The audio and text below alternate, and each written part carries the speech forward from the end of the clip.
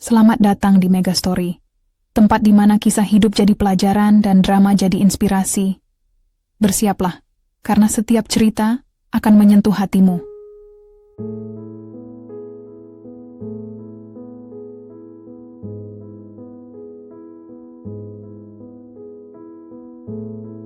Langit desa Sumber Makmur mulai menguning.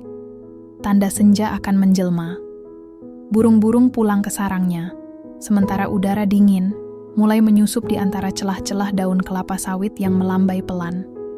Di sebuah rumah tua berdinding kayu jati yang mulai lapuk, Nadia duduk termenung di serambi belakang. Tangannya memegang secarik kertas surat yang sudah ia baca berulang kali sejak pagi. Isinya membuat dadanya sesak. "Nadia, tolong datang ke pertemuan keluarga besar hari ini. Ini penting sekali, Faris." Surat itu ditulis dengan tangan yang terlihat gugup. Nadia bisa membayangkan betapa paniknya kakaknya saat menulisnya. Ia menatap ke arah kandang ayam belakang rumah, tempat ayah mereka dulu bekerja sebelum meninggal. Ayah dan ibu telah pergi meninggalkan mereka berdua sejak Nadia masih berumur 15 tahun. Sejak itu, hidupnya hanya bersama Faris, kakak satu-satunya, yang dulu selalu melindungi dan memanjakan Nadia seperti anak emas keluarga. Tapi akhir-akhir ini, Nadia merasa semakin jauh dari sosok pria itu. Faris bukan lagi kakak, yang dulu rajin bangun pagi untuk menyiapkan bubur hangat sebelum Nadia pergi ke pasar atau kebun. Bukan lagi lelaki yang sabar mendengarkan cerita murid-murid SD yang ia ajari les setiap sore. Faris berubah sejak 2 tahun lalu, ketika bisnis ternak bebek miliknya bangkrut. Dan lebih buruk lagi, Nadia baru tahu beberapa bulan lalu bahwa Faris punya kebiasaan buruk, judi. Pagi ini, suara motor besar berderak di depan rumah. Nadia mengintip dari balik tirai jendela. 3 orang pria bertubuh tegap turun dari motor mereka. Mereka tidak berbicara keras, tapi tatapan mereka tajam dan dingin. Salah satunya mengetuk pintu dengan sikap seenaknya. "Nadia?" tanya salah satu dari mereka. "Iya, saya sendiri di rumah." "Ada apa?" "Kamu dipanggil ke rumah Pak Kades sekarang." Nadia menelan ludah. Hatinya mulai gelisah. Dia cepat-cepat mengambil jaket tipis dan mengunci rumah. Ia naik ke motor lama milik ayah mereka dan melaju ke rumah kepala desa. Di dalam ruang tamu besar rumah Pak Kades, suasana terasa sangat berbeda dari biasanya. Semua kerabat hadir. Pamannya, Bibi Lucy, sepupu-sepupu, bahkan Mbah Joko, tetua desa yang jarang muncul. Di pojok ruangan, Faris duduk dengan kepala tertunduk, wajah pucat dan mata sembab. Di sebelahnya, ada seorang pria paruh baya berjas putih dan celana hitam dengan ekspresi tenang namun tegas. "Silakan duduk, Nak," kata Pak Kades dengan suara rendah. Nadia duduk. Matanya tak lepas dari wajah Faris. Pria itu menangis diam-diam. "Begini, Nadia, kakakmu ini..." Pak Kades menarik napas panjang. Telah terlibat utang besar pada beberapa pihak, totalnya mencapai 250 juta. Nadia hampir saja tersedak. "Utang? Dari mana? Untuk apa?" "Dari bisnis bebek yang gagal, juga dari perjudian." Suara Bibi Lucy tajam, menyayat rasa malu yang sudah menyerang Nadia. Wajah Nadia memerah, rasa ingin menangis dan marah bercampur menjadi satu. Dan karena dia tak bisa bayar, para penagih ini ingin menuntut secara hukum. Bahkan mungkin akan dibawa ke polisi. Nama baik keluarga kita akan rusak. Nadia menatap wajah-wajah di sekelilingnya. Semua tampak prihatin, tapi juga menilai. Ia merasa seperti sedang diadili. Lalu pria asing di pojok itu akhirnya bicara. Suaranya rendah, tenang, tapi penuh percaya diri. "Aku adalah Hasan, juragan ternak sapi di desa sebelah. Aku kenal baik keluarga besar kalian, dan aku punya solusi." Semua mata beralih padanya. Nadia ikut memperhatikan. "Aku bersedia melunasi semua utang Faris jika Nadia bersedia menjadi istriku." Bagaikan petir di siang bolong, Nadia tercekat. Napasnya tersengal. Ia menoleh ke arah Faris, yang langsung menghindari pandangan matanya. Ia melihat wajah pamannya yang berkerut, Bibi yang menatap dengan harapan, dan Pak Kades yang menunggu jawaban. Nadia mulai bicara, tapi suaranya pecah. Ini bukan tentang kamu, Nadia, lanjut Pak Hasan. Ini tentang keluargamu, namamu, reputasimu. Kalau kamu menolak, maka nama keluarga ini akan hancur. Kakakmu akan masuk penjara. Dan mungkin kau sendiri akan dicaci oleh desa. Nadia menunduk. Air mata jatuh tanpa sadar. Ia memikirkan foto kedua orang tuanya di lemari. Foto di mana ayahnya memeluknya saat masih kecil, sementara ibu tersenyum hangat di samping Faris. Ia ingat pesan terakhir ibunya sebelum meninggal. Jagalah nama baik keluarga, nak, apapun yang terjadi. Malam itu Nadia pulang dengan hati hampa. Faris menangis di depannya, memohon maaf. Nadia hanya bisa mengusap air matanya dan berkata satu kalimat. Besok, aku akan memberikan jawaban. Malam itu, desa Sumber Makmur diselimuti kabut dingin. Langit gelap tanpa bintang, seolah ikut menutupi kesedihan yang menggenang di hati Nadia. Ia duduk sendirian di dalam kamar kecil milik keluarganya, kamar yang pernah hangat oleh tawa ibunya, tempat ayahnya membacakan dongeng saat ia masih kecil. Kini, hanya suara jangkrik dari luar dan hembusan angin pelan yang menyusup masuk melalui celah jendela kayu usang. Kasur tipis di sudut kamar terlihat tidak tersentuh. Baju-baju masih tersusun rapi di lemari tua yang berdebu. Di atas meja belajar, sebuah foto hitam putih terbingkai kayu sederhana. Potret orang tuanya ketika baru menikah. Ayah dengan senyum lebar dan sorot mata penuh semangat. Ibu dengan kerudung putih dan wajah tenang, tangan kanannya memegang tangan sang suami. Nadia mengambil foto itu, memperhatikan setiap detailnya. Ia bisa merasakan aroma kenangan yang tak pernah pudar. Ia ingat bagaimana ibunya sering berkata, "Jaga nama baik keluarga, nak, apapun yang terjadi." Kalimat itu terus terngiang dalam pikirannya sejak pertemuan kemarin di rumah Pak Kades. Ia tak bisa tidur. Setiap kali matanya tertutup, bayangan masa depan yang suram datang menerjang. Bayangan dirinya yang harus hidup bersama lelaki asing. Bayangan wajah-wajah tetangga yang akan berbisik dan menunjuk-nunjuk. Dan yang paling menusuk, bayangan Faris, kakak yang selalu ia percaya, kini membuatnya rela mengorbankan segalanya. Di luar kamar, suara langkah kaki pelan terdengar. Pintu diketuk perlahan. Nadia, suara Faris terdengar parau. "Boleh, aku masuk?" Nadia diam sejenak, lalu menjawab pelan. "Silakan." Faris membuka pintu dengan gerakan ragu. Matanya sembab, pipi basah oleh air mata. Ia mendekati Nadia dan langsung menjatuhkan diri berlutut di depannya.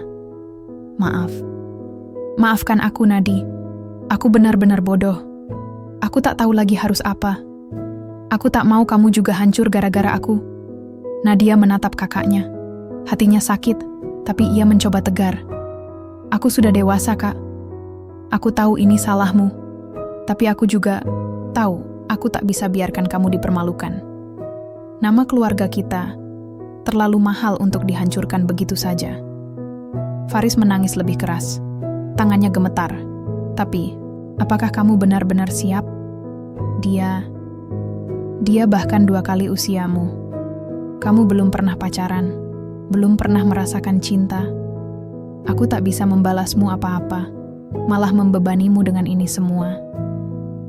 Nadia menarik napas panjang.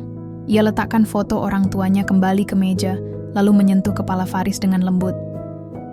"Aku tak melakukannya demi kamu, Kak. Aku melakukannya demi Mama dan Papa. Mereka pasti sedih kalau lihat kita begini. Aku tak ingin mereka malu dari alam sana." Faris menggeleng, masih menangis. Ia merasa seperti sampah. 2 hari lagi, pernikahan akan digelar. Lanjut Nadia. Suaranya lebih tenang namun tegas. "Aku tak bisa mundur. Aku sudah putuskan. Tapi aku mohon satu hal. Tolong jangan ulangi kesalahanmu. Jangan buat aku menyesal nanti." Faris mengangguk cepat. "Aku janji, Nadi. Aku akan ubah hidupku. Aku akan cari pekerjaan yang benar. Aku tak akan sentuh kartu lagi. Aku janji." Hari bergeser menuju petang. Angin mulai bertiup lebih kencang, membawa aroma tanah basah. Nadia duduk di serambi belakang, menghirup udara malam yang dingin. Ia memandang ke arah ladang jagung yang luas, tempat ia dan Faris dulu sering bermain kejar-kejaran saat masih kecil. Sekarang, ladang itu hanya menjadi saksi bisu perpisahan masa lalunya. Paman Dedi datang menghampiri. Lelaki separuh baya itu membawa secarik kertas dan pena. Aku diminta Pak Hasan untuk memberimu formulir nikah. Aku juga harus bertanya, apakah kamu benar-benar setuju menikahi beliau? Nadia menatap kertas itu. Hatinya berdetak cepat. Ini saatnya. Tak ada jalan mundur. Ia mengambil pena, lalu menulis satu kata besar-besar di kolom jawaban. Ya, Paman Dedi menghela napas. Kamu yakin? Nadia mengangguk. Aku sudah pastikan sejak semalam. Paman Dedi menerima kertas itu, lalu berkata, besok Pak Hasan akan datang ke sini. Dia ingin bicara langsung sebelum acara akad. Dia bilang, dia ingin kamu tahu beberapa hal sebelum semuanya resmi. Nadia hanya mengangguk. Ia tak bertanya lebih lanjut. Keesokan harinya, pagi tiba dengan kabut tebal. Udara dingin menyusup ke dalam rumah. Saat Nadia sedang menyiram bunga, di depan rumah, mobil Toyota Innova putih berhenti di depan pagar. Seorang lelaki tinggi besar turun dari dalam. Jas biru gelap dan dasi abu-abu memberinya aura otoritatif, tapi wajahnya tampak ramah. Itulah pertama kali Nadia melihat Pak Hasan secara langsung. Lelaki itu berjalan dengan langkah mantap. Usianya sekitar 50 tahun, tapi tubuhnya masih kuat. Rambutnya mulai memutih di bagian pelipis, tapi sorot matanya tajam dan bijaksana. Nadia berdiri, sedikit gugup. Ia tak tahu harus bicara apa. Selamat pagi Nadia, sapanya dengan suara rendah dan lembut. Terima kasih sudah mau menerimaku sebagai calon suami. Nadia menunduk. Sama-sama Pak. Hasan tersenyum tipis. Aku ingin bicara sebentar. Boleh? Nadia mengangguk. Mereka duduk di kursi rotan di serambi. Faris dan Paman Dedi duduk di ruang tamu, menunggu. Sebelum semuanya berlanjut, aku ingin kamu tahu bahwa aku tidak menikahimu karena paksaan atau tekanan siapapun, ucap Hasan. Aku tahu, kamu melakukannya demi keluarga. Tapi aku juga punya alasan sendiri. Nadia mengangkat kepala, menatap wajahnya. Aku pernah menikah dulu. Istriku meninggal karena kecelakaan 7 tahun lalu. Anakku, seorang putra, juga meninggal di usia 1 tahun karena penyakit jantung. Sejak itu, aku hidup sendirian. Rumahku besar, hartaku banyak, tapi tidak ada yang bisa menggantikan keluarga. Nadia diam, mendengarkan dengan seksama. Aku tahu, ini bukan cinta, tapi aku bisa menjanjikan satu hal. Aku akan menjagamu, memberimu tempat tinggal, makanan, dan perlindungan. Aku tak akan menyakiti kamu. Aku tak akan memperlakukanmu seperti pembantu atau budak. Kita akan hidup layaknya pasangan suami istri, meski mungkin hubungan kita butuh waktu untuk tumbuh. Nadia menelan ludah. Ia tak menyangka akan mendengar penjelasan sehalus itu dari seorang juragan ternak yang disebut-sebut sebagai sosok keras dan tegas.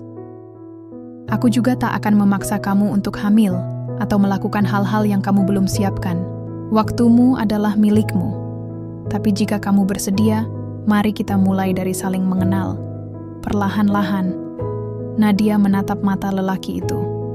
Di balik garis-garis penuaan, ia melihat sesuatu yang tak pernah ia bayangkan. Kedewasaan, pengertian, dan keikhlasan. Ia mengangguk pelan. Terima kasih, Pak. Aku akan berusaha. Hasan tersenyum. Cukup Bapak saja, Nadia. Atau kalau kamu nyaman, panggil saja Hasan. Nadia mengangguk lagi. Untuk pertama kalinya, rasa takutnya sedikit berkurang. Setelah obrolan singkat itu, Hasan pamit pulang. Ia meninggalkan Nadia dengan selembar surat dan amplop berisi uang. Untuk biaya persiapan pernikahanmu, katanya sebelum naik ke mobil. Nadia memandang kepergiannya dengan hati yang mulai goyah. Tidak sepenuhnya takut, tapi juga belum sepenuhnya percaya. Seminggu kemudian, hari H tiba. Upacara akad nikah akan digelar sederhana di balai desa. Hanya keluarga dekat dan tetua yang diundang. Nadia memakai baju sederhana warna putih. Faris menemani di sampingnya, wajahnya penuh penyesalan. Saat imam membaca ijab kabul, suara Hasan terdengar jelas dan mantap. Saya terima nikah dan kawinnya Nadia binti Alm. Suryo dengan mas kawin berupa seperangkat alat salat dan emas 10 gram, dibayar tunai. Nadia menatap lelaki itu. Di bawah sinar mentari pagi yang hangat, ia membalas dengan suara pelan tapi pasti. Saya terima. Saat cincin melingkar di jari manisnya, Nadia menutup mata sejenak. Ia merasakan sesuatu yang tak bisa dijelaskan. Perasaan kehilangan, tapi juga awal dari sesuatu yang baru. Perjalanan hidupnya telah berubah. Mulai hari ini, ia bukan lagi Nadia yang dulu. Ia adalah istri dari seorang lelaki asing. Namun, mungkin, hanya mungkin, ia akan menemukan arti cinta yang berbeda dari yang selama ini ia bayangkan. Langit pagi itu cerah, tapi terasa begitu berat bagi Nadia. Udara sejuk menyusup masuk melalui jendela mobil yang sedikit terbuka.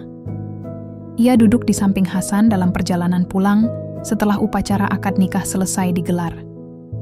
Di belakang mereka, Faris mengemudi sendirian, membawa barang-barang Nadia dari rumah lama ke rumah barunya. Desanya belum benar-benar bangun ketika mereka lewat. Namun, meski pagi masih sangat muda, banyak tetangga yang sudah berkumpul di depan rumah mereka. Ada yang pura-pura menyapu halaman, ada yang berpura-pura menuntun sapi ke kandang, tapi mata mereka semua tertuju pada mobil putih yang membawa pengantin baru. Nadia bisa merasakan pandangan-pandangan itu. Pandangan kasihan, penasaran, bahkan ejekan terselubung. Ia memalingkan wajah ke jendela, berusaha tidak peduli, tapi hatinya terluka. Ia tahu apa yang mereka bicarakan. Gadis muda yang dinikahi oleh pria tua demi melunasi utang kakaknya. Cerita itu sudah menyebar seperti angin kencang. "Kamu lapar?" tanya Hasan pelan. Nadia menggeleng tanpa menoleh. Suaranya terasa mati di tenggorokan. Hasan tidak memaksa, ia hanya menyetir dengan tenang. Sesekali menepuk kemudi dengan ritme santai. Wajahnya tidak muram, juga tidak bahagia. Hanya tenang. Setelah hampir 1 jam berkendara, mobil memasuki sebuah kompleks perumahan besar di pinggiran desa tetangga, tempat ternak-ternak milik Hasan tersebar luas. Rumahnya berdiri megah di antara pepohonan rindang, dikelilingi pagar tinggi dan gerbang besi hitam yang terlihat kokoh. Seorang pembantu sudah menunggu di depan untuk membukakan gerbang. Mobil berhenti tepat di depan tangga marmer yang menjulur menuju pintu utama. Hasan turun duluan, lalu membuka pintu untuk Nadia. Ia menawarkan tangan, tapi Nadia menolak dengan gerakan halus. "Terima kasih, saya bisa sendiri." Hasan tersenyum tipis, tidak tersinggung. Tentu saja. Faris membantu membawa barang-barang Nadia ke dalam. Di dalam, rumah itu terasa dingin karena AC yang terlalu rendah. Lantainya berkilauan, dindingnya dihiasi lukisan-lukisan klasik. Di ruang tamu, sofa kulit hitam tampak seperti baru tak pernah disentuh. Di pojok, piano coklat tua berdiri megah, seolah hanya menjadi pajangan. Seorang wanita paruh baya datang menyambut. Tubuhnya kurus, wajahnya serius. Matanya menatap Nadia dengan sorot dingin. "Selamat datang, Nona," katanya tanpa senyum. "Saya Mbok Siti, pembantu rumah tangga di sini. Jika butuh sesuatu, panggil saja saya." Nadia mengangguk sopan. "Terima kasih, Mbok." Mbok Siti memberikan anggukan singkat, lalu berbalik pergi tanpa basa-basi. Faris menepuk bahu Nadia. "Aku pergi dulu, ya. Aku akan datang lagi nanti." Nadia mengangguk. "Iya, Kak." Faris pamit, meninggalkannya sendirian di tengah rumah asing itu. Hari itu berlalu dalam kesunyian. Hasan pergi ke pasar ternak untuk urusan bisnis. Mbok Siti sibuk membersihkan kamar tamu. Sedangkan Nadia, ia hanya duduk di ruang keluarga, memandangi layar TV yang tidak ia nyalakan. Ponselnya bergetar beberapa kali. Beberapa pesan dari teman-teman, lamanya di desa masuk. "Selamat ya Nadi, semoga langgeng." "Wah, kamu nikah sama juragan besar? Hebat." "Aku dengar ini pernikahan kontrak. Beneran?" Nadia tidak membalas. Ia hanya menutup aplikasi pesan dan meletakkan ponselnya di atas meja. Saat malam tiba, Hasan pulang dengan wajah lelah namun tetap ramah. Mereka makan malam berdua di ruang makan besar. Makanan dihidangkan lengkap. Ayam goreng rempah, tumisan, kangkung, ikan bakar, dan sup hangat. Tapi suasana begitu sunyi. Hanya suara sendok yang beradu dengan piring. "Aku siapkan kamar untukmu," kata Hasan tiba-tiba. "Di lantai 2, dekat dengan ruang kerjaku. Tapi jika kamu ingin pindah ke sayap lain, silakan saja."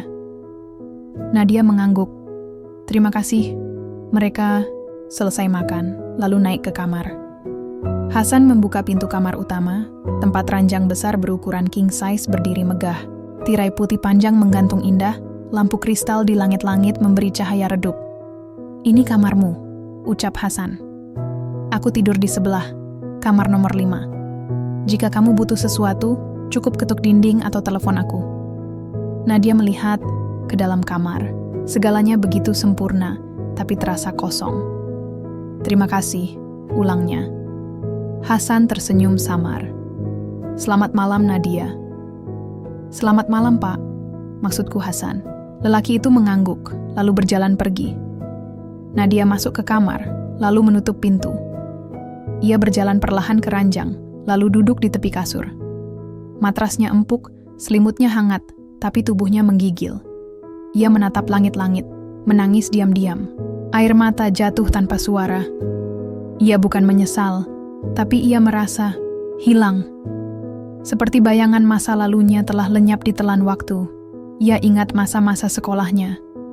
Saat ia masih punya impian kecil, menikah dengan orang yang dicintai, memiliki anak yang lucu, hidup bersama di rumah kecil yang penuh tawa.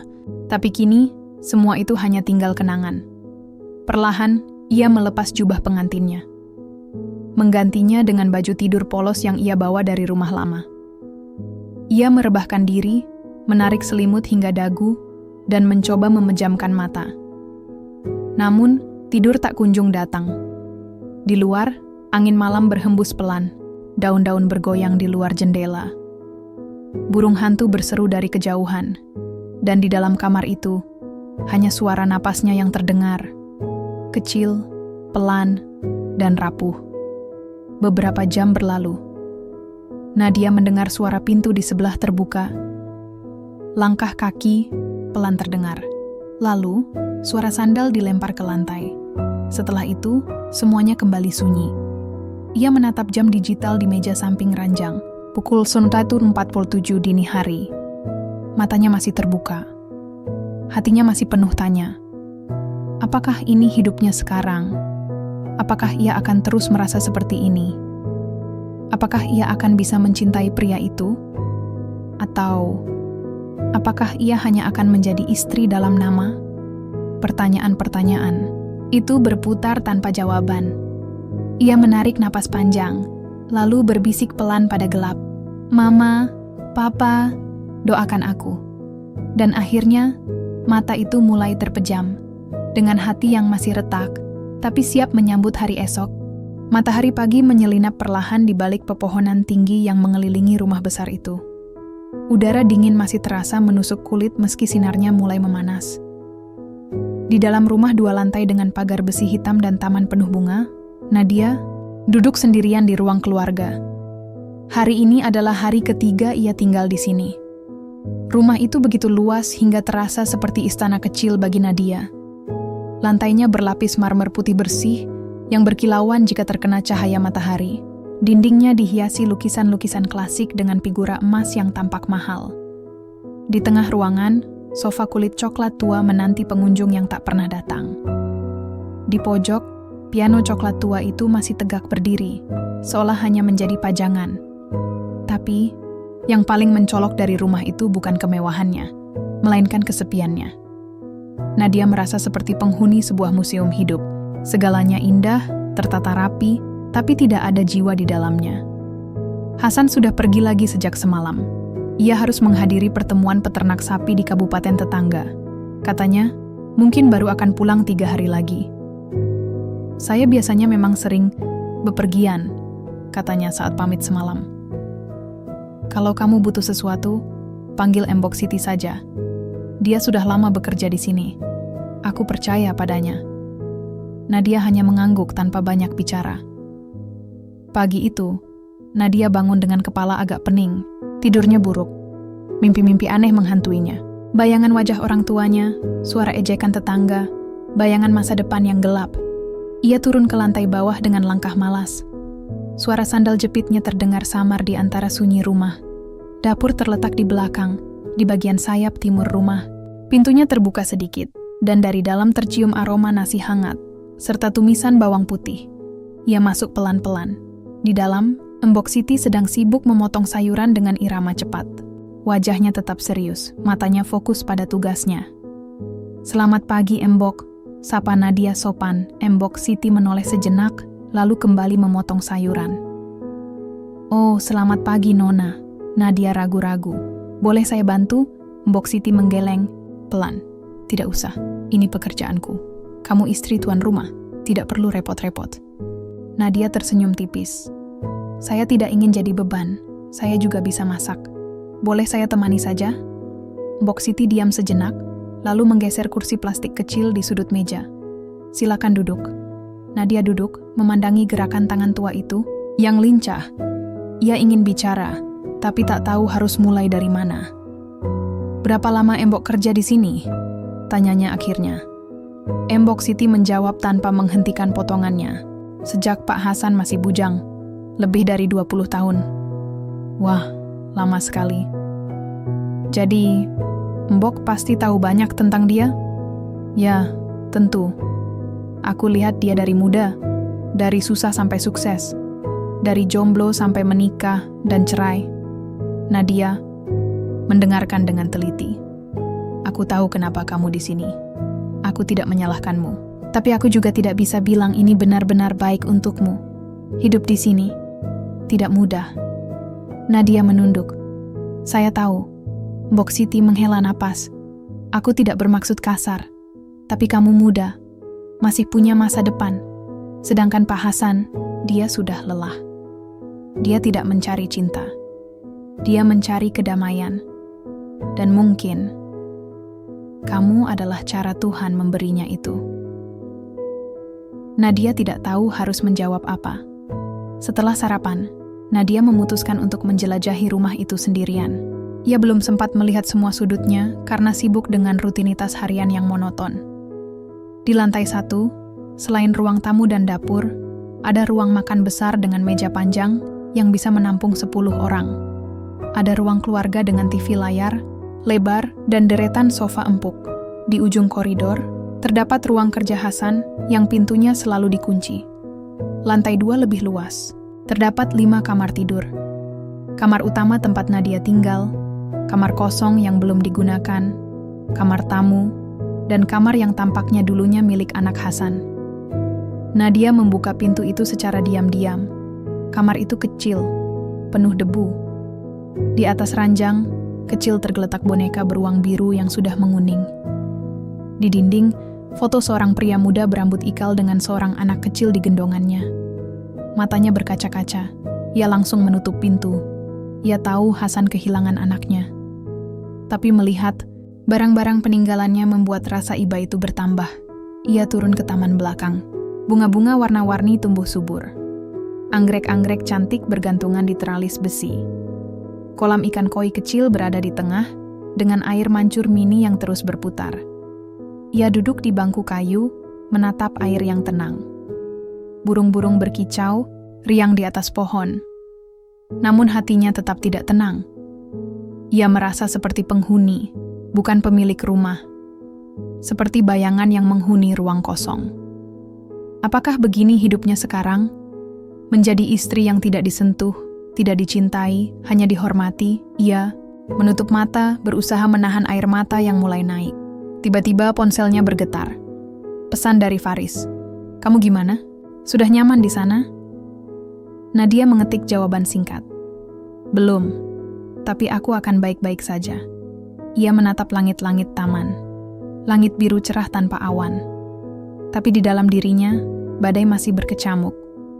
Malam itu Nadia makan malam sendirian. Hasan masih belum pulang. Mbok Siti hanya menyediakan makanan secukupnya, tanpa basa-basi. Setelah makan, Nadia naik ke kamarnya. Ia mandi, lalu merebahkan diri di ranjang. Lampu tidur menyala redup. Bau parfum bunga lavender dari spray menyelimuti tubuhnya. Ia membuka laptop lama yang dibawanya dari rumah. Menyalakan browser, membuka media sosial. Melihat foto-foto lama. Teman-temannya sedang liburan ke Bali. Ada yang sudah menikah. Ada yang sedang hamil. Semua tampak bahagia. Ia menutup laptop, menatap langit-langit. Dan untuk pertama kalinya sejak menikah, ia menangis keras.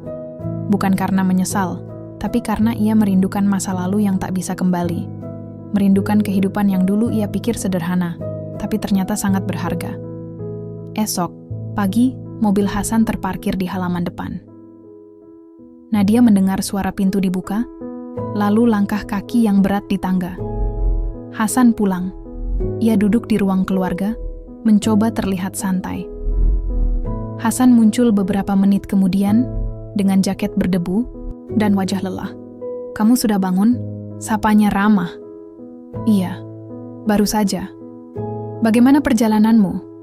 Hasan duduk di sofa sebelahnya. "Lancar, cuman agak melelahkan.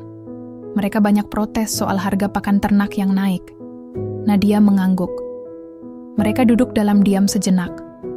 Lalu Hasan berkata, "Aku minta maaf, ya. Aku sering pergi, tapi ini pekerjaanku.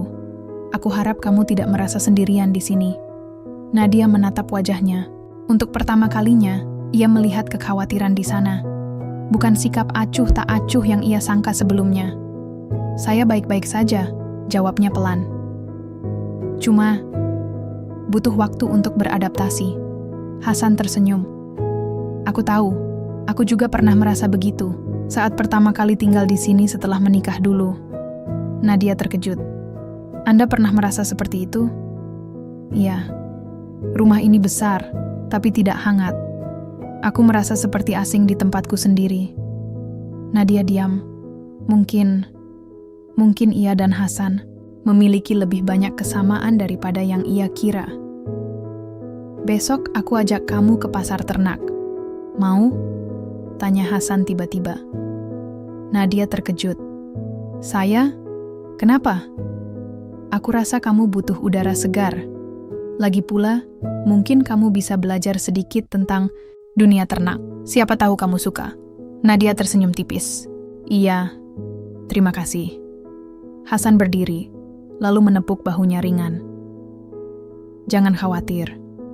Ini rumahmu juga sekarang. Aku akan pastikan kamu merasa seperti bagian dari sini." Nadia mengangguk. Untuk pertama kalinya, rasa dingin di hatinya sedikit mencair. Mungkin ia bisa menemukan arti rumah di tempat ini, meskipun ia belum tahu apakah ia bisa menemukan cinta di sini. Hari itu, udara terasa berbeda.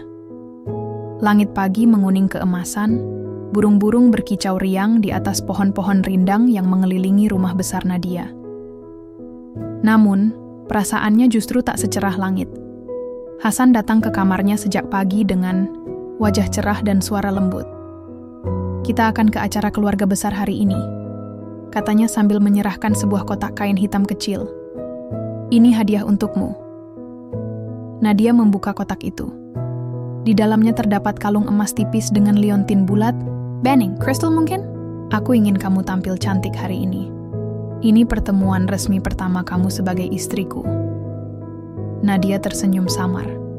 Ia tidak bisa memungkiri bahwa ada sedikit rasa bangga di hatinya. Tapi di balik senyum itu, ia juga merasa cemas.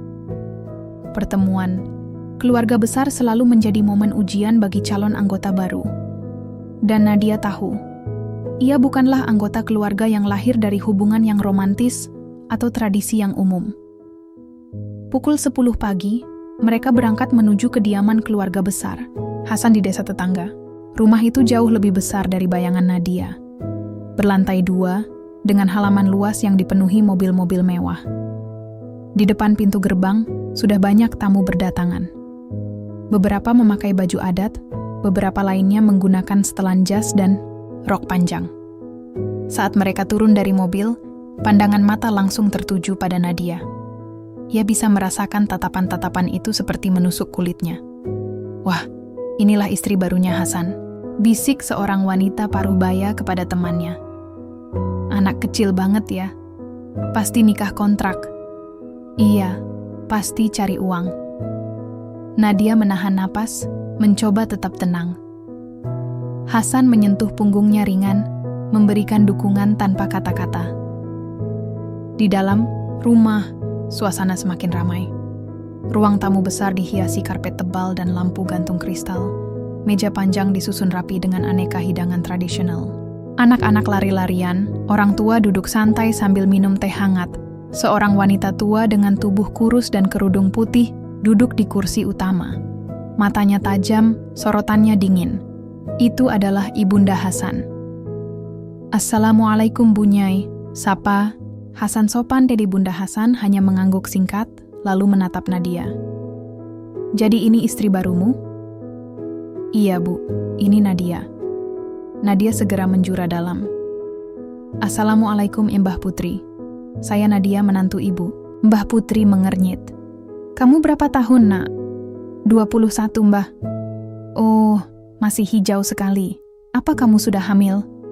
Nadia terkejut. Pipinya memerah. "Belum, Mbah." Cepatlah. Jangan sampai orang bilang kamu cuma ambil harta anakku saja." Nadia menunduk. Hatinya mulai terasa sakit. Beberapa saudara perempuan Hasan mulai mendekat. Mereka semua tampak dewasa, berpakaian rapi, tapi sorot matanya jelas menilai. "Kamu dari mana aslinya?" tanya salah satunya. "Desa Sumber Makmur, Tante." "Oh, desa kecil itu? Wah, pasti kamu kaget tinggal di rumah besar Pak Hasan." Nadia tersenyum getir. "Iya Mbah, tapi saya belajar pelan-pelan." "Kamu usia berapa lagi?" tanya sepupu Hasan yang lain. 21 Tante." "Walah, masih muda. Pasti kamu menikah karena dipaksa ya? Bukan karena cinta?" Nadia menarik napas dalam-dalam. Ia tahu ini akan terjadi, tapi mendengarnya secara langsung membuat lukanya terasa lebih nyata. "Saya menikah karena alasan saya sendiri," jawabnya pelan tapi tegas. "Dan saya harap kita bisa saling menghormati." Para wanita itu saling pandang. Ada yang tersenyum, sinis. Ada yang pura-pura sibuk. Acara berlanjut ke sesi foto keluarga besar. Semua anggota keluarga diminta berdiri di halaman depan. "Nadia dipersilakan ikut, berdiri di sebelah suamimu," kata sepupu Hasan. Nadia melangkah ke samping Hasan. Pria itu tersenyum kecil, memberinya dorongan moral tanpa suara. Tapi saat kamera mengarah ke arah mereka, Nadia bisa mendengar bisikan dari belakang. "Cepat foto, biar cepat selesai. Kalau nanti dia kabur, minimal ada fotonya." Nadia mengepal tangannya. Ia bisa merasakan air mata ingin naik, tapi ia menahannya. Ia tidak akan menangis di sini. Ia tidak akan memberi mereka kesenangan melihatnya rapuh. Foto selesai. Acara dilanjutkan dengan makan siang bersama. Nadia duduk di pojok ruangan, jauh dari pusat obrolan. Ia makan pelan, mencoba menikmati hidangan meski lidahnya terasa tumpul.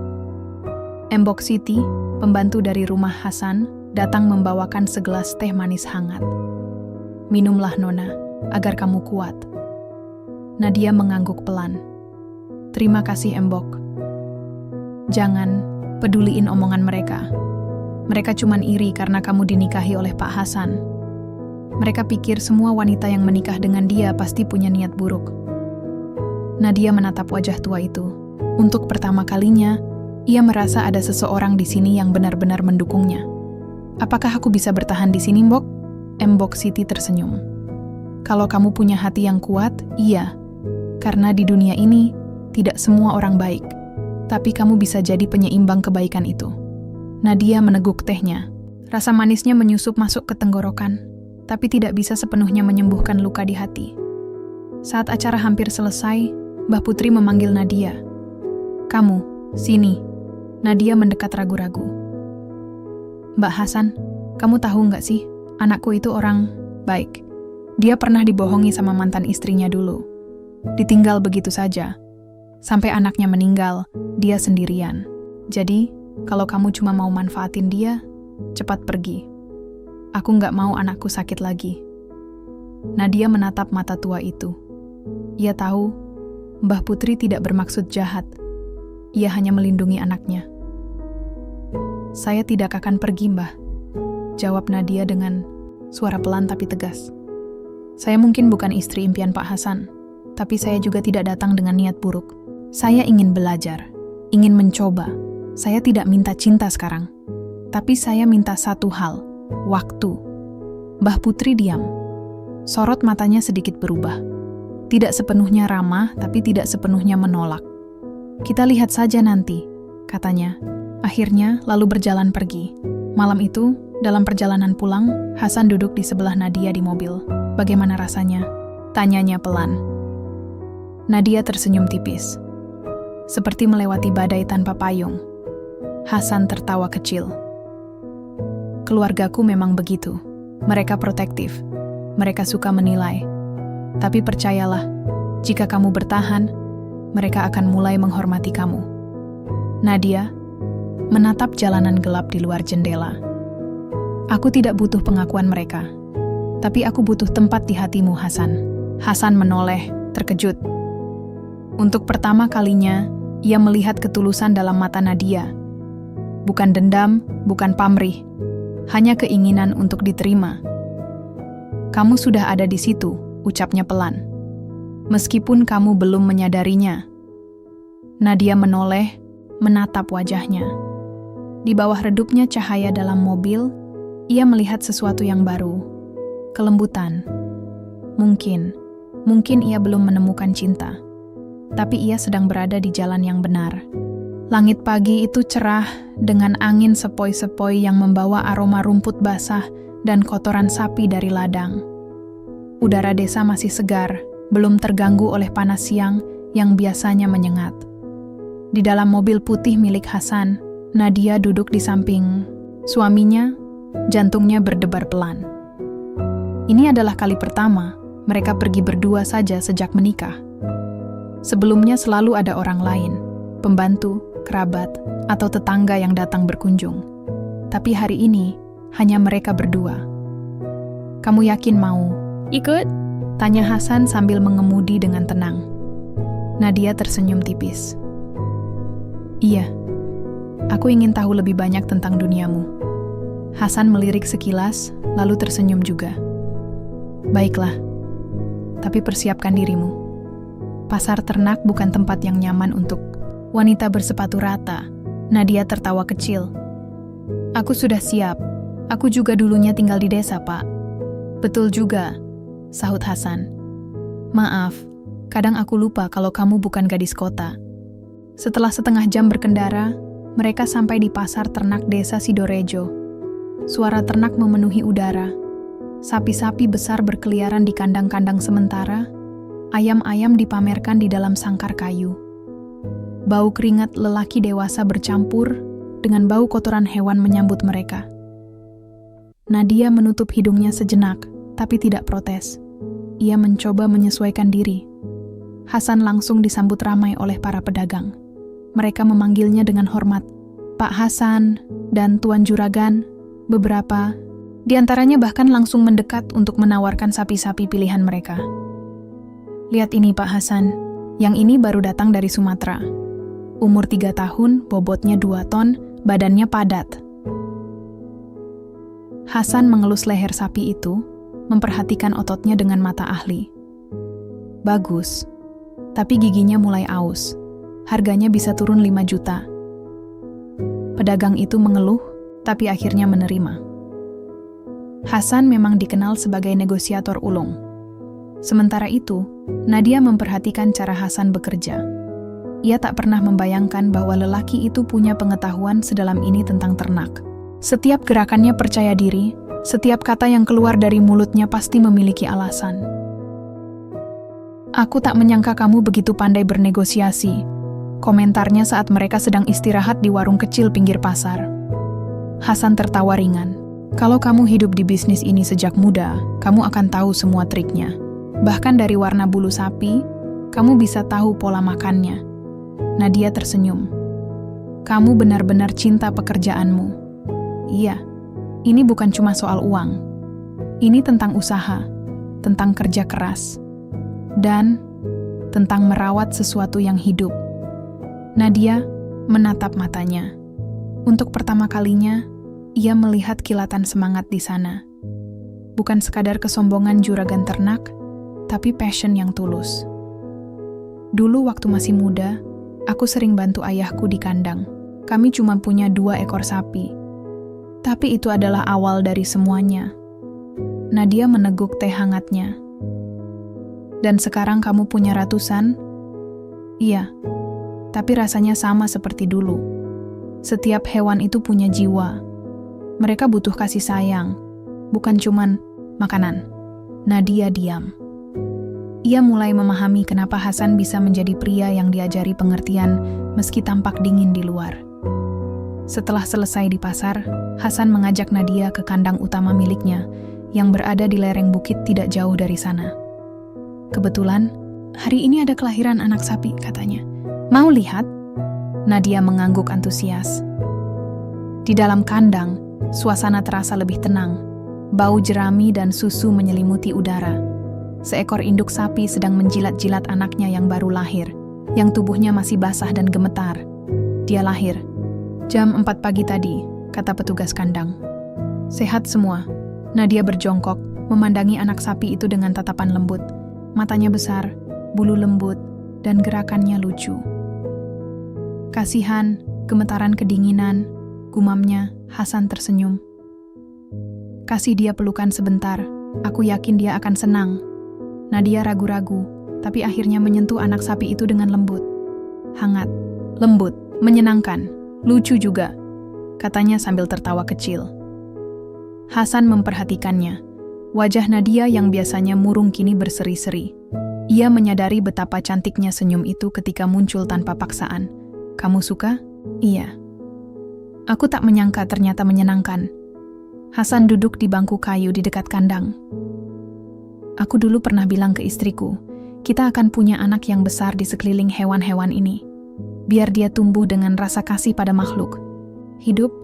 Nadia menoleh. Kamu pernah menikah dulu ya? Hasan mengangguk pelan. Iya, 16 tahun lalu. Dia cantik, pintar. Tapi, dia tidak tahan dengan hidupku.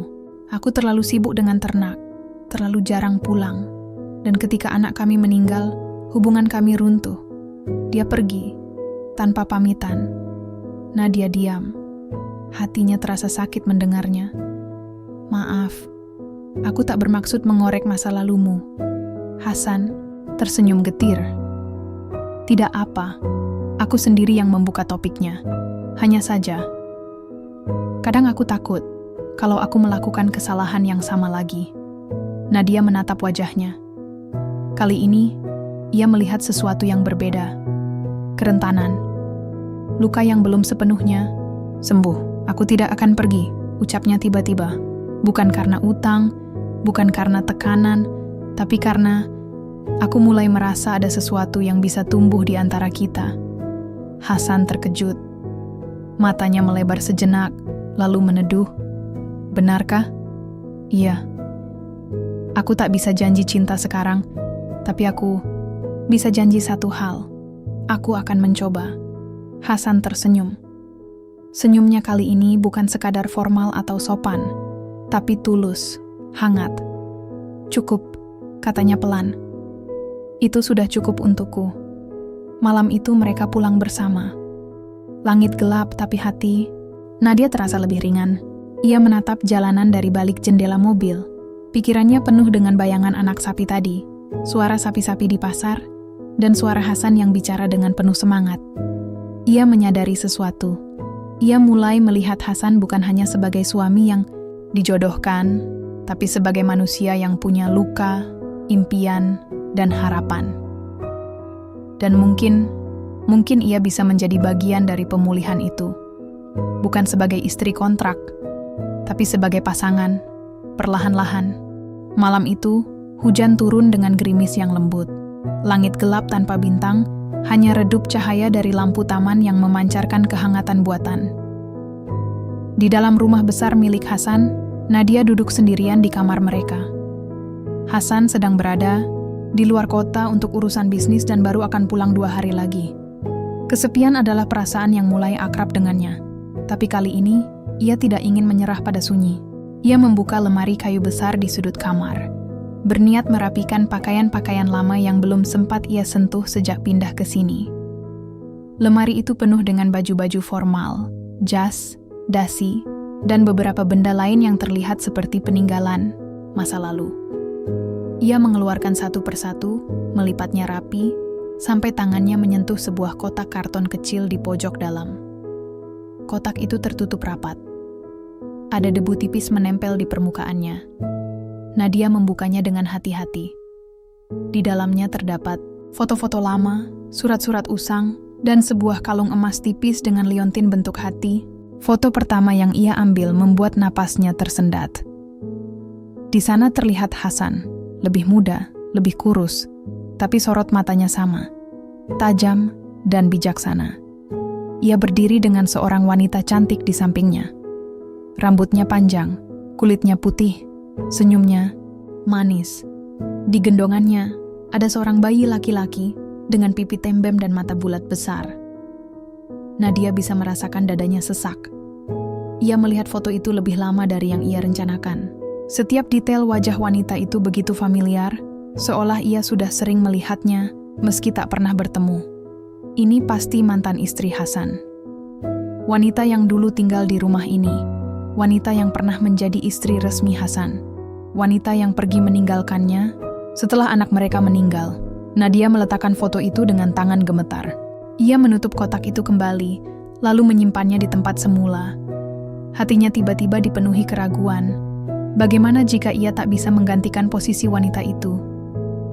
Bagaimana jika Hasan masih mencintainya dalam diam-diam? Esok pagi, Nadia bangun dengan kepala pening. Udara dingin pagi masuk melalui celah jendela. Ia mandi cepat, lalu sarapan seadanya di dapur. Mbok Siti menyambut biasa, seperti biasa. Pagi Mbok. Pagi Nona, sarapan sudah siap. Nadia mengangguk. Terima kasih. Setelah makan, ia memutuskan untuk pergi keluar. Ia butuh udara segar. Ia naik motor tua milik Hasan menuju pusat kota kecil di dekat desa ternak. Tempat itu punya klinik dokter hewan kecil, tempat Hasan sering membawa sapi-sapinya untuk diperiksa. Saat ia tiba, seorang pemuda tampan sedang membersihkan alat-alat medis di dalam ruang tunggu. Tubuhnya tinggi atletis, rambutnya hitam pendek, dan senyumnya hangat. Selamat pagi, sapanya ramah. Ada yang bisa saya bantu? Iya, jawab Nadia ragu-ragu. Saya cari dokter Rizky. Aku sendiri. Bisa saya bantu? Nadia tersenyum kecil. Iya, saya istri Pak Hasan. Suami saya bilang saya boleh datang ke sini untuk belajar tentang vaksinasi ternak. Rizky terkejut. Oh, istri Pak Hasan, baru dengar soal kamu. Senang akhirnya ketemu. Mereka pun berbicara panjang lebar. Rizky menjelaskan banyak hal tentang penyakit ternak, cara memberi vaksin, bahkan trik agar hewan tidak stres saat disuntik. Ia bicara dengan antusias, penuh semangat. Matanya bersinar saat membicarakan pekerjaannya. Nadia merasa ringan. Ia bisa tertawa, bisa bertanya, bisa merasa seperti dirinya sendiri. Untuk pertama kalinya sejak menikah, ia merasa hidup. Kamu pintar sekali, puji Nadia. Aku iri. Aku tak pernah bisa bicara tentang sesuatu dengan sebersemangat itu. Rizky tersenyum. Kamu juga bisa. Cuman mungkin kamu belum menemukan hal yang benar-benar kamu cintai. Nadia diam sejenak, lalu berkata pelan, aku sedang mencoba. Sore itu, mereka berdua duduk di warung kopi kecil di pinggir jalan. Kopi hangat mengepul di atas meja. Angin bertiup pelan, membawa aroma daun teh dari ladang sebelah. Jadi, kamu suka dunia hewan? Tanya Nadia. Iya, sejak kecil. Aku selalu ingin menyelamatkan mereka. Bahkan waktu SD, aku pernah bawa pulang kucing yang ditabrak mobil. Biarpun orang tuaku marah, Nadia tertawa kecil. Kamu baik sekali, Rizky tersenyum. Begitulah, aku percaya, semua makhluk hidup layak dicintai. Nadia menatap matanya. Di balik sorot matanya yang cerah, ia melihat sesuatu yang asing tapi menarik. Sesuatu yang tidak ia rasakan sejak menikahi Hasan. Ia langsung menahan pikiran itu. Jangan berani-berani. Tapi rasa itu tetap ada. Sebuah percikan. Sebuah harapan baru. Malam itu, Nadia pulang dalam keheningan. Hujan sudah berhenti. Langit kembali cerah, dengan bulan sabit yang menggantung rendah. Ia masuk ke kamar, lalu duduk di tepi ranjang. Masih bisa ia rasakan aroma parfum Rizky yang samar-samar. Bau maskulin yang segar, bukan bau ternak atau obat. Ia membayangkan wajahnya, senyumnya, caranya bicara, dan entah kenapa dadanya terasa hangat. Tapi kemudian, foto mantan istri Hasan muncul kembali di pikirannya. Wanita cantik itu, anak mereka. Dan ia, hanya Nadia. Gadis desa yang dinikahi karena utang. Ia menutup mata. Menarik napas panjang. Aku harus ingat janjiku, pikirnya. Aku tidak akan pergi. Aku akan mencoba. Tapi bagaimana jika jalan mencoba itu membawanya ke arah yang salah? Beberapa hari kemudian, Hasan pulang. Wajahnya tampak letih, tapi matanya bersinar saat melihat Nadia. Kamu gimana? Aku dengar kamu pergi ke klinik dokter hewan. Iya, aku belajar sedikit. Rizky sangat ramah. Hasan tersenyum. Iya, dia memang baik. Anak muda yang punya potensi besar. Nadia mengangguk. Iya, dia benar-benar cinta pekerjaannya. Hasan menatap wajahnya. Kamu suka dengannya? Nadia terkejut. Apa? Tidak, bukan begitu maksudku. Hasan tertawa, kecil. Tenang saja, aku cuma bercanda. Aku tahu kamu tidak seperti itu. Nadia tersenyum getir. Aku tidak akan pernah seperti mantan istrimu. Hasan terdiam. Sorot matanya berubah. Aku harap kamu tidak pernah merasa kalah darinya. Karena kamu bukan pengganti. Kamu adalah versimu sendiri. Dan itu sudah cukup. Nadia menatap matanya. Kali ini, ia melihat kejujuran. Dan untuk pertama kalinya, ia merasa aman. Namun, bayangan Rizky masih ada di sudut hati. Menunggu waktu untuk kembali. Pagi itu, udara terasa lebih dingin dari biasanya. Langit mendung, seolah menandai perasaan Nadia yang mulai gelisah. Ia baru saja bangun dan turun ke lantai bawah untuk sarapan ketika ia menyadari sesuatu yang tidak biasa. Kamar mereka, kamar utama yang dulu dijanjikan sebagai tempatnya tinggal, terasa kosong. Bukan hanya karena Hasan sedang bepergian lagi ke kota tetangga untuk urusan bisnis, tapi karena barang-barang pribadinya sudah tidak ada. Baju-bajunya di lemari hilang. Buku-bukunya di meja samping ranjang tidak ada. Bahkan selimut favoritnya, yang ia bawa dari rumah lama, juga sudah tidak ada. Nadia bergegas keluar dari kamar, jantungnya berdebar cepat. Ia turun ke lantai bawah, mencari jawaban. Di dapur, Mbok Siti sedang memasak seperti biasa. Wajahnya datar seperti biasa. Mbok, panggil Nadia, suaranya sedikit gemetar. Di mana barang-barangku? Mbok Siti menghentikan aktivitasnya sejenak, lalu menjawab tanpa menoleh. Sudah saya pindahkan. Kemana? Tanya Nadia. Napasnya mulai memburu. Ke kamar nomor 4. Kamar kosong di sayap timur. Nadia terdiam. Matanya berkaca-kaca. Kenapa kamu lakuin ini? Mbok Siti akhirnya menoleh. Sorot matanya dingin. Aku cuma melakukan apa yang seharusnya dilakukan. Kamu bukan istri asli Pak Hasan. Aku tak mau rumah ini jadi kacau gara-gara kamu. Ucapan itu menusuk hati Nadia seperti pisau tumpul. Ia merasa dadanya sesak, tapi ia menahan diri untuk tidak menangis di depan orang itu. Aku adalah istri sahnya, Mbok, bukan pembantu atau pengasuh anak. Aku punya hak di sini. Mbok Siti mendengus pelan. Hak? Hakmu hanya ada selama Pak Hasan masih percaya padamu. Kalau dia tahu kamu sering bertemu dokter hewan itu, mungkin pendapatnya akan berbeda. Nadia terkejut. Apa maksudmu? Jangan pura-pura. Aku lihat sendiri kamu pergi ke kliniknya beberapa hari lalu. Dan kemarin, aku lihat kamu tertawa bersamanya di warung kopi. Jangan pikir aku buta. Nadia mengepal tangannya. Aku hanya belajar tentang ternak. Itu semua. Mbok Siti tersenyum sinis. Terserah kamu saja. Tapi ingat, aku sudah lama di sini. Aku tahu siapa yang layak tinggal di rumah ini. Ia kembali ke panci di atas kompor, seolah percakapan itu sudah selesai. Nadia berdiri diam sejenak, lalu berbalik pergi. Hatinya sakit.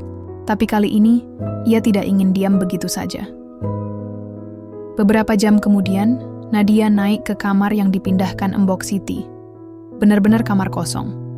Kasur tipis, lampu redup, dan jendela kecil yang membuat ruangan terasa sempit dan pengap. Ini sangat berbeda dari kamar utama yang luas dan hangat. Ia duduk di tepi kasur, menatap langit-langit. Air mata mulai turun tanpa sadar. Ia merasa direndahkan, dihancurkan secara perlahan oleh orang yang bahkan tidak pernah ia ganggu. Ia membuka ponsel, mengetik pesan singkat. "Hasan, tolong pulang. Ada sesuatu yang harus kita bicarakan." Ia menekan tombol kirim, lalu menunggu. Hasan pulang sore itu, lebih awal dari jadwal. Ia tampak lelah, tapi langsung mencari Nadia begitu sampai di rumah. Ia menemukannya di kamar kosong, duduk termenung di sudut ranjang.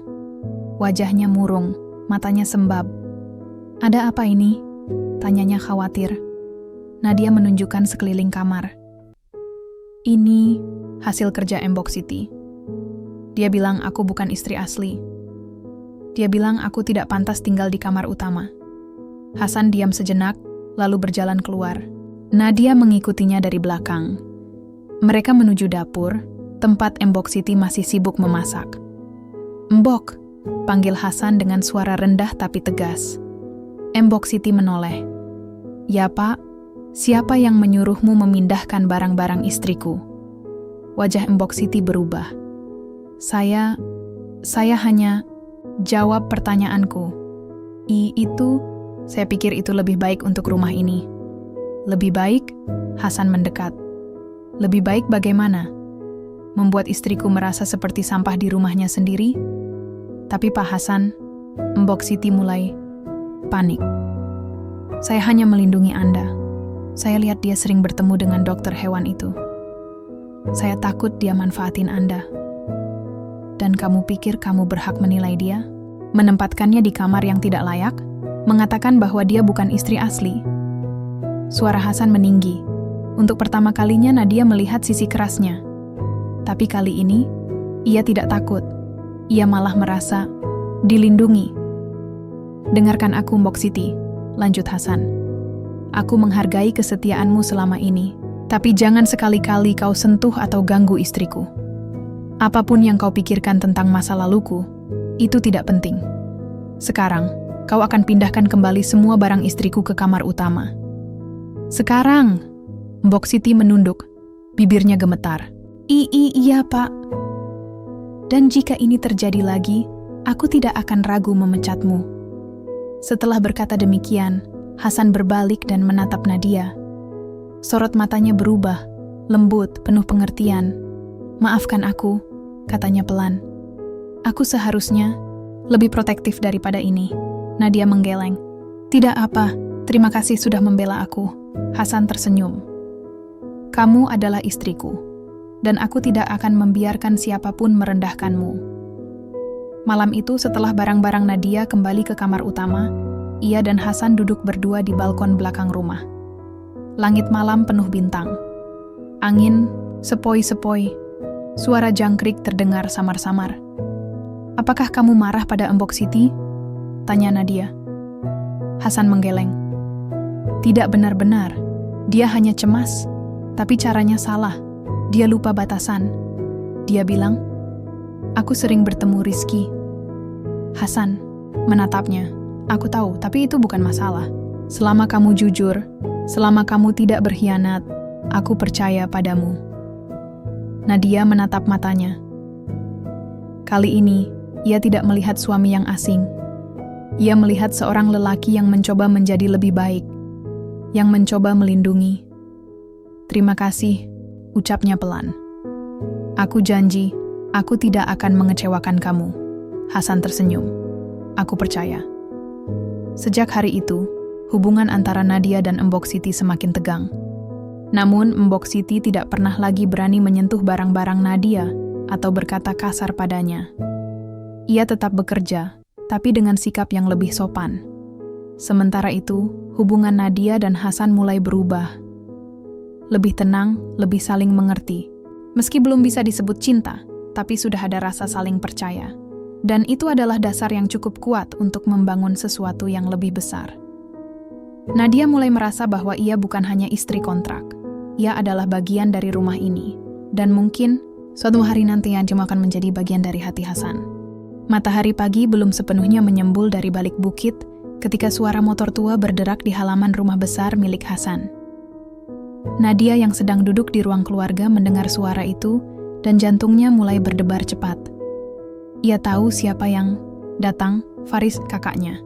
Saat ia membuka pintu, lelaki itu sudah berdiri di sana, dengan wajah pucat dan tubuh kurus.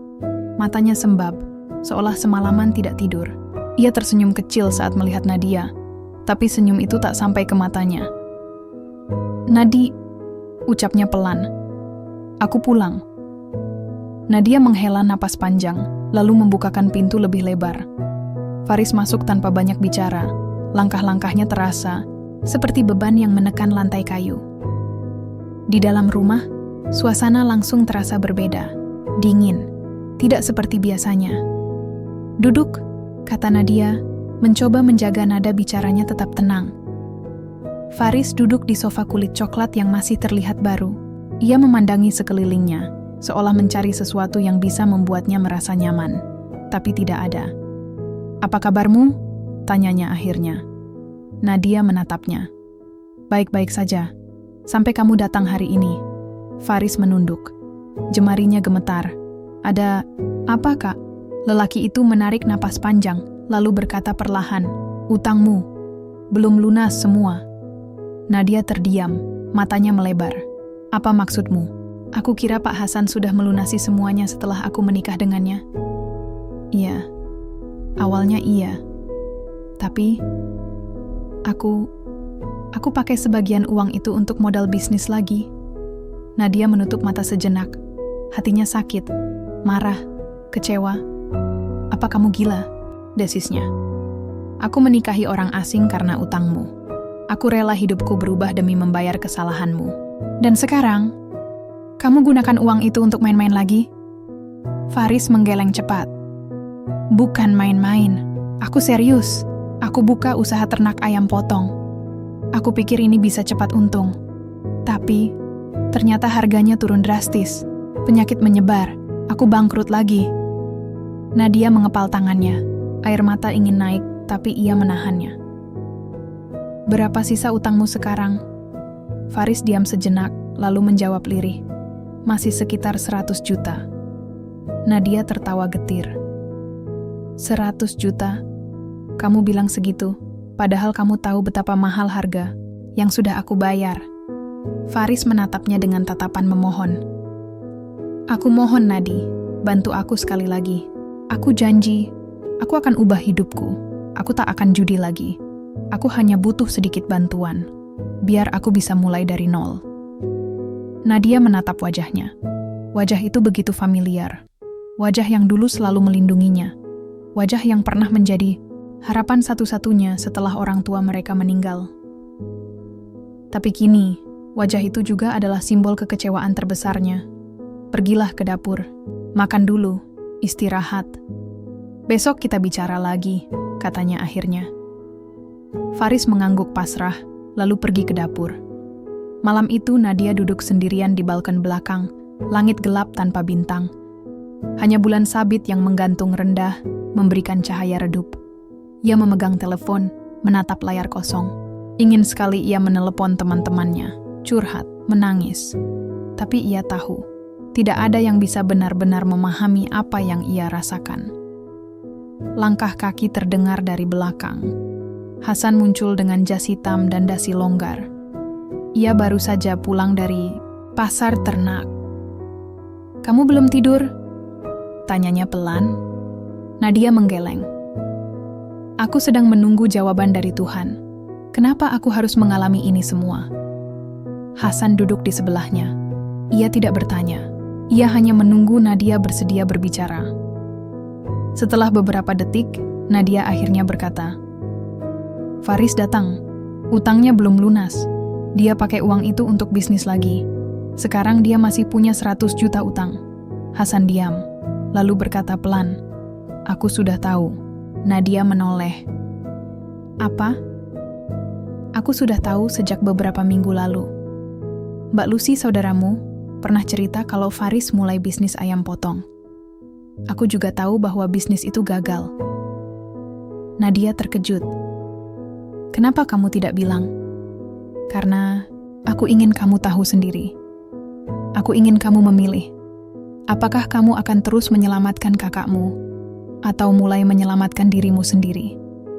Nadia menatap matanya. Di sana, ia melihat pengertian, tanpa ejekan, tanpa penilaian. Aku tak tahu lagi apa yang harus aku lakukan. Aku marah. Aku kecewa. Tapi aku juga tak bisa tinggal diam. Hasan menghela napas. "Kalau kamu mau, aku bisa bantu. Tapi kali ini, aku ingin kamu pastikan. Apakah ini untuk terakhir kalinya?" Nadia mengangguk. "Iya, ini terakhir kali." Hasan tersenyum samar. "Kalau begitu, besok aku akan panggil Faris. Kita bicara baik-baik. Aku akan bantu, tapi dengan syarat." "Apa syaratnya?" "Dia harus kerja di peternakan kita. Selama 1 tahun. Dari pagi sampai sore. Tanpa gaji. Dia harus belajar dari nol. Kalau dia berhasil, maka utangnya kami hapus. Tapi kalau dia mengkhianati, maka hubungan keluarga kita putus." Nadia menatap suaminya. Untuk pertama kalinya, ia melihat betapa bijaksana lelaki itu. Betapa kuatnya ia meski tidak pernah mengumbar emosi. "Terima kasih," gumamnya pelan. Hasan mengangguk. "Jangan terima kasih dulu. Ini juga bagian dari proses. Bagian dari pertumbuhan kita sebagai keluarga." Beberapa jam kemudian, setelah Faris pergi tidur, Nadia masih duduk di balkon. Hasan sudah masuk ke kamarnya. Tapi hati Nadia masih bergolak. Ia menangis. Air mata yang tidak pernah ia izinkan jatuh di depan kakaknya. Air mata yang ia tahan saat berbicara pada Hasan. Air mata kekecewaan, kemarahan, dan rasa letih yang tak tertahankan. Tapi tiba-tiba, sebuah pelukan hangat menyelimuti tubuhnya. Hasan. Tanpa kata, ia membiarkan Nadia menangis di dadanya. Tangannya mengusap punggungnya dengan gerakan lembut, seperti seorang ayah yang menenangkan anaknya. "Menangislah," bisiknya pelan. "Tapi jangan menyerah. Kamu lebih kuat dari yang kamu kira." Nadia menggenggam bajunya erat. Ia menangis lebih keras. Tapi kali ini, ia tidak merasa sendirian. Ia memiliki tempat untuk pulang. Meskipun tempat itu tidak sempurna, meskipun cinta belum hadir, tapi ia punya seseorang yang percaya padanya. Dan itu cukup untuk hari ini. Langit pagi itu tidak seperti biasanya. Bukan hanya mendung, tapi terasa menekan, seolah membawa pertanda buruk. Udara desa yang biasanya segar dengan aroma rumput basah, kini bercampur dengan bau amis obat dan keringat ternak. Di dalam salah, satu kandang besar milik Pak Hasan, seekor sapi jantan berdiri lunglai, tubuhnya menggigil meski cuaca tidak terlalu dingin. Dokter hewan Rizky sedang memeriksa suhu tubuhnya dengan termometer digital. Ia mencatat sesuatu di buku saku kecilnya, lalu menoleh pada Nadia yang berdiri tak jauh darinya. Gejalanya sama seperti kemarin. Demam tinggi, nafsu makan hilang, dan ada bintik-bintik merah di mulut. "Ini bisa penyakit mulut dan kuku," katanya dengan nada serius. Nadia menelan ludah. "Apa ini menyebar cepat?" Rizky mengangguk pelan. "Jika tidak dikontrol, iya. Kita harus isolasi beberapa ekor yang sudah menunjukkan gejala. Sementara yang lain, kita vaksin ulang." Nadia menatap kandang penuh sapi yang tampak sehat dari luar. Tapi ia tahu, bahaya bisa saja sudah menyusup perlahan. Ini adalah minggu kedua wabah penyakit menyerang peternakan Hasan. Awalnya hanya 2 ekor sapi yang sakit. Sekarang, lebih dari 50 ekor telah terinfeksi. Jika tidak segera diatasi, Kerugian bisa mencapai miliaran rupiah. Dan Nadia tidak akan membiarkan itu terjadi. Sejak awal krisis ini dimulai, Nadia menjadi bagian aktif dari penanganannya. Ia belajar cepat, membantu proses vaksinasi, mencatat data perkembangan ternak, bahkan turun langsung ke lapangan untuk memastikan semua prosedur dilakukan dengan benar. Hasan awalnya ragu. "Kamu tidak perlu turun sendiri. Ini pekerjaan kasar." Tapi Nadia bersikeras. "Aku istrimu. Aku juga bagian dari usaha ini. Aku ingin ikut menjaganya." Dan begitu ia mulai bekerja, Hasan tidak lagi bisa menghentikannya. Ia melihat betapa gigihnya Nadia, betapa cepatnya ia belajar, betapa ia rela melawan panas matahari dan bau kotoran demi membantunya. Namun, semakin dekat Nadia dengan Rizky, semakin gelisah Hasan menjadi.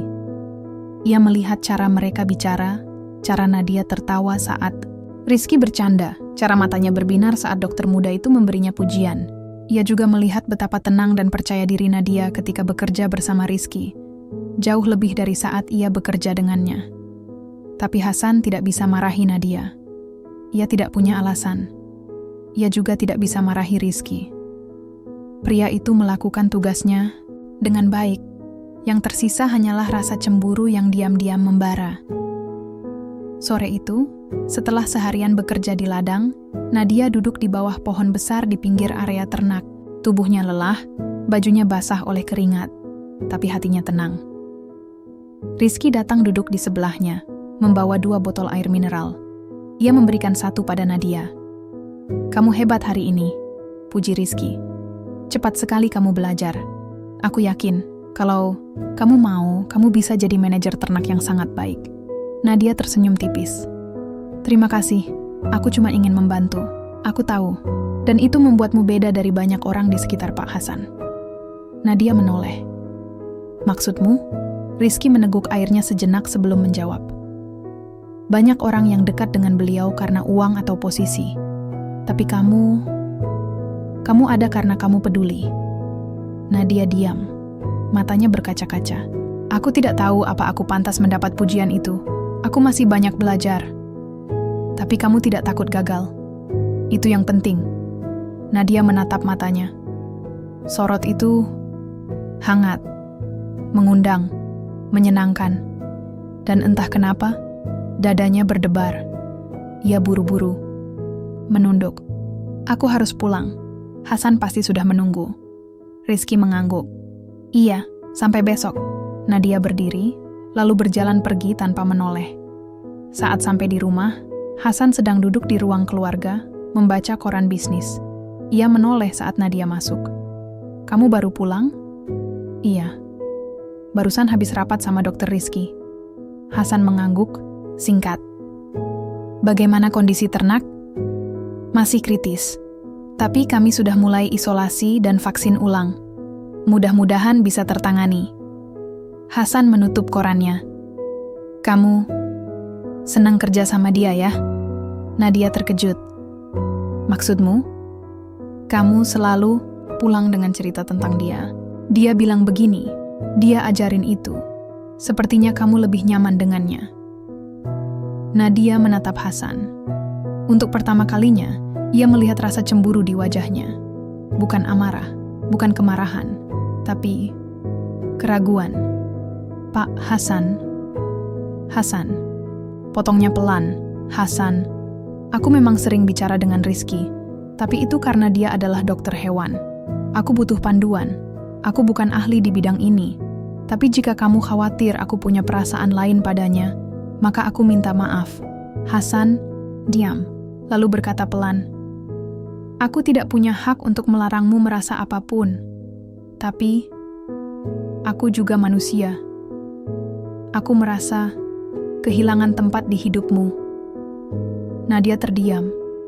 Hatinya terasa sakit. "Kamu tidak kehilangan apapun," jawabnya dengan suara rendah tapi tegas. "Aku tetap istri kamu. Aku tetap di sini, apapun yang terjadi." Hasan menatap matanya. Lama. Seolah mencari kejujuran di balik kata-kata itu. Lalu ia tersenyum samar. "Aku percaya padamu. Aku hanya belum terbiasa merasa memiliki seseorang yang begitu dicari orang lain. Nadia mendekat, lalu duduk di sebelahnya. Aku tidak ingin jadi rebutan. Aku hanya ingin jadi pasanganmu. Tapi kamu juga harus percaya bahwa aku tidak akan pergi. Hasan menghela napas. Aku akan belajar percaya, meskipun kadang rasanya sulit. Nadia tersenyum. Kita sama-sama belajar. Malam itu, Hasan dan Nadia duduk di balkon belakang, menikmati angin malam yang sepoi-sepoi. Langit penuh bintang, seolah mengirimkan pesan bahwa meskipun badai sedang menghadang, harapan masih ada. Besok aku akan bantu kamu vaksin ternak, kata Nadia. Kamu tidak capek. Aku kuat. Aku janji. Hasan menatapnya. Kamu berubah. Maksudmu? Dulu, kamu seperti bayangan yang takut tersentuh sinar. Sekarang, kamu seperti api kecil yang mulai menyala-nyala. Nadia tersenyum.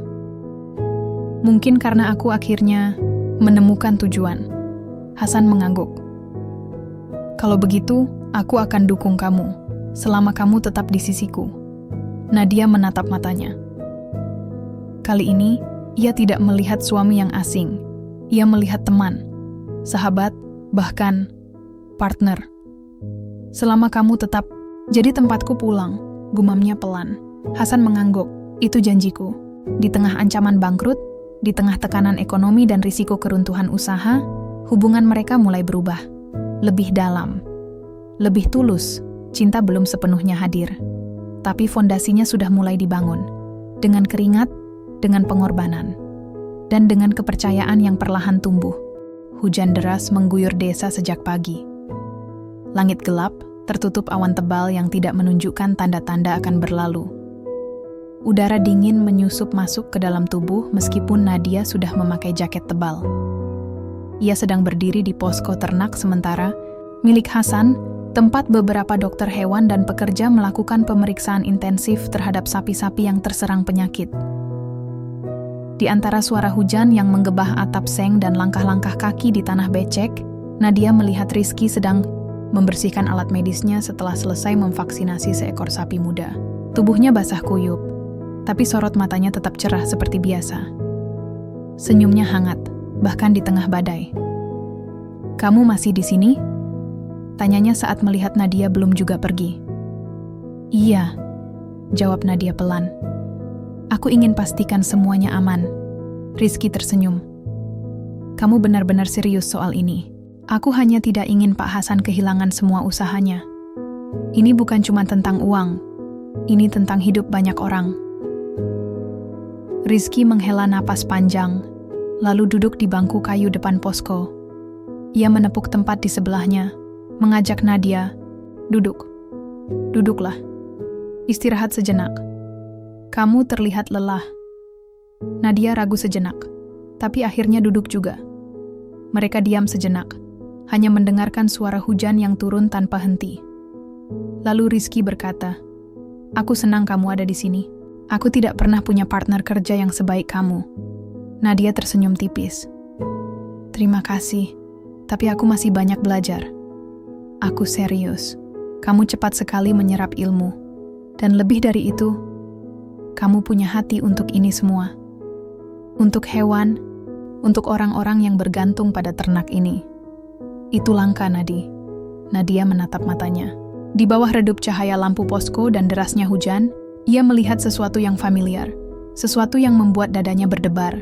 Sesuatu yang membuatnya takut. Ia menunduk. "Aku tidak bisa jadi apa yang kamu harapkan, Rizky." Rizky terkejut. "Maksudmu?" Nadia menghela napas. "Aku tahu, kita punya hubungan yang baik. Aku juga merasa nyaman di dekatmu. Tapi, aku adalah istri Pak Hasan. Aku tidak bisa..." Suara hujan semakin keras. Tapi diam mereka lebih berat dari itu. Rizky menatap Nadia dengan tatapan yang campur aduk, sedih, mengerti, tapi juga pedih. "Apakah kamu mencintainya?" tanyanya pelan. Nadia diam. Matanya berkaca-kaca. Hatinya berdarah-darah. "Tidak sepenuhnya," jawabnya jujur. "Tapi, Aku mulai merasakan sesuatu yang dulu aku pikir mustahil. Aku mulai merasa bahwa dia bukan hanya suami kontrak atau solusi atas utang kakakku. Aku mulai merasa bahwa dia adalah tempatku pulang. Rizky menutup mata sejenak, menahan rasa yang tidak bisa ia hindari. Dan aku tidak bisa menjadi penghalang itu, lanjut Nadia. Aku tidak bisa pergi begitu saja dan meninggalkannya. Apapun yang aku rasakan padamu, aku harus tahan. Karena aku sudah berjanji. Rizky membuka matanya. Sorotnya tidak marah, hanya pilu. Kamu hebat, Nadi, katanya pelan. Aku tidak akan pernah menyalahkanmu. Aku hanya sedih karena kita bertemu di waktu yang salah. Nadia menatap wajahnya. Hatinya remuk. Aku minta maaf, gumamnya. Rizky tersenyum getir. Jangan minta maaf. Aku malah bersyukur bisa mengenalmu, meskipun cuma sebentar. Beberapa jam kemudian, hujan mulai reda. Langit masih gelap, tapi gerimis telah berubah menjadi kabut tipis yang menyelimuti ladang. Nadia dan Rizky akhirnya pulang, masing-masing naik kendaraan sendiri. Saat sampai di rumah, Nadia langsung menuju kamar. Hasan sedang duduk di ruang keluarga, membaca buku bisnis. Ia menoleh saat Nadia masuk. Kamu baru pulang? Hujan-hujan di luar, kamu tetap bekerja? Iya. Kami harus pastikan vaksinasi selesai hari ini. Hasan mengangguk. Terima kasih. Nadia diam sejenak, lalu berkata pelan. Aku bertemu Rizky tadi. Hasan menutup buku.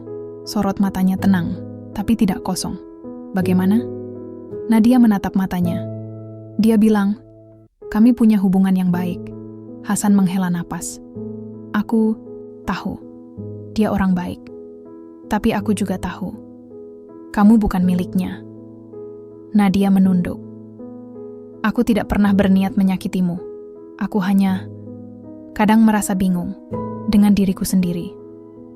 Hasan berdiri, lalu berjalan mendekati Nadia. Ia tidak memeluknya. Hanya berdiri cukup dekat untuk memberikan rasa aman. Aku tidak akan pernah memaksa kamu mencintaiku, katanya pelan. Tapi aku juga tidak akan pernah berhenti mencoba menjadi layak dicintai olehmu. Nadia menatap wajahnya. Di bawah redup cahaya lampu kamar, ia melihat ketulusan, kesabaran, dan cinta yang tidak perlu dibuktikan dengan kata-kata. Air mata jatuh dari pipinya. Tapi kali ini, ia tidak menahannya. Ia mendekat, lalu memeluk Hasan. Pertama kalinya sejak menikah, ia memeluknya bukan karena kewajiban, tapi karena ia ingin. Malam itu, mereka duduk berdua di balkon belakang. Hujan telah berhenti, tinggal embusan angin malam yang sepoi-sepoi. Aku tidak akan bertemu Rizky lagi, kata Nadia tiba-tiba. Hasan menoleh. Kenapa? Aku tidak mau membuatmu tidak nyaman. Lagi pula, aku sudah punya tugasku di sini, sebagai istrimu. Hasan diam sejenak, lalu tersenyum samar. Aku tidak akan melarangmu bertemu siapapun, tapi jika kamu memilih untuk tidak melakukannya, maka aku sangat menghargainya. Nadia mengangguk. Ini bukan tentang larangan, ini tentang pilihan, dan aku memilihmu. Hasan menatap matanya. Lama. Terima kasih, ucapnya pelan. Nadia tersenyum. Aku belum bisa bilang cinta. Tapi aku mulai percaya bahwa cinta itu akan datang. Hasan mengangguk. Cukup bagiku. Di bawah langit malam yang mulai berbintang, sebuah hubungan yang rapuh mulai menemukan fondasinya. Bukan karena romansa yang indah atau janji manis, tapi karena pilihan, karena kesetiaan, dan karena keyakinan bahwa cinta bisa tumbuh dari hal-hal kecil yang disebut pengertian. Matahari pagi menyelinap perlahan di balik pepohonan tinggi yang mengelilingi rumah besar milik Pak Hasan. Udara masih sejuk, dengan embusan angin yang membawa aroma tanah basah dan rerumputan segar dari ladang ternak. Burung-burung berkicau, riang di atas dahan, seolah ikut merayakan hari baru. Tapi bagi Nadia, pagi ini terasa berbeda. Ia sedang duduk di ruang keluarga, menatap secarik kertas kecil yang ia temukan di meja samping ranjang. Surat itu hanya berisi satu kalimat. Datang ke ruang kerjaku pukul 10 pagi.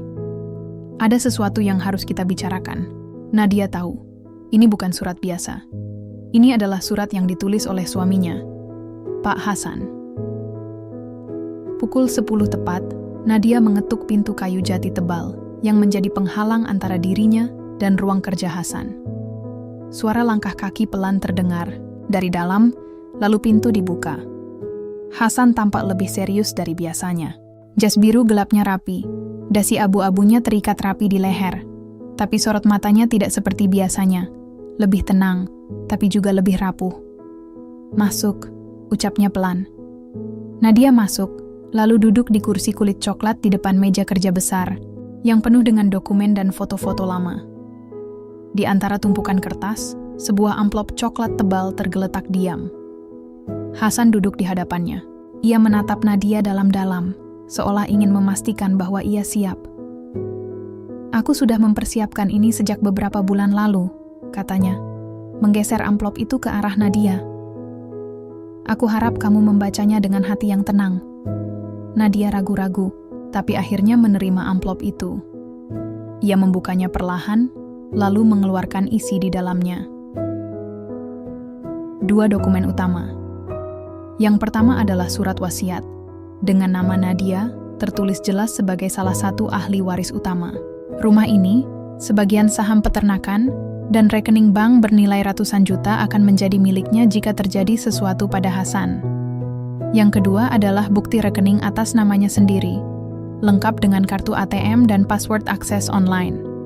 Jumlahnya cukup untuk membuat Nadia hidup nyaman selama bertahun-tahun tanpa perlu bekerja. Matanya mulai berkaca-kaca.